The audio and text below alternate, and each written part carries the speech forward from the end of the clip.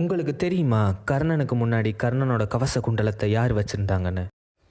அதுக்கு முன்னாடி welcome to Tamil Origin, the channel of true facts.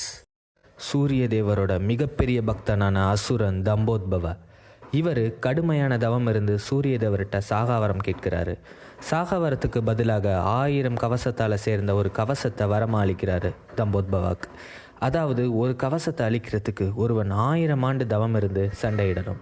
ஒருவேளை 1000 கவசத்தையும் அழிச்சிட்டாங்கன்னா முடிவில் இந்த கவசத்தை எதிர்த்து சண்டையிடுறவங்க மரணம் அடைஞ்சிருவாங்கன்னு சூரிய பகவான் வரம் அளிக்கிறாரு.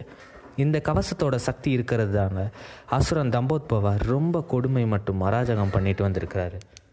இதை முடிவுக்கு கொண்டு வரத்துக்காக விஷ்ணு பகவான் நர மற்றும் நாராயணம் அவதாரம் எடுத்திருக்காங்க. நர மற்றும் நாராயணன் 1000 வருடம் தவம் இருந்து இறந்தவங்களை உயிரோடு கொண்டு வர மகா மிருத்யுஞ்சய மந்திரத்தை கற்றுக்கிட்டு தம்போத்பவாக்கு எதிராக போரிட்டுருக்காங்க. ஒரு கவசத்தை உடைச்சிட்டு நர இறந்தால் நாராயணன் மந்திரத்தை பிரயோகப்படுத்தியிருக்காரு. நாராயணன் இறந்தால் நர மந்திரத்தை பிரயோகப்படுத்தி இறப்பில் இருந்து மீட்டிருக்காங்க. அனைத்து கவசம் உடைந்த நிலையில் கடைசி கவசம் இருக்கிறப்போ தம்போத்பவா சூரிய பகவானிடமே சென்று கவசத்தை ஒப்படைச்சிட்டு என்ன அடுத்த பிறவியில் உங்களோட மகனாக பிறக்கணும்னு சொல்லிட்டு உயிர் விடுறாரு.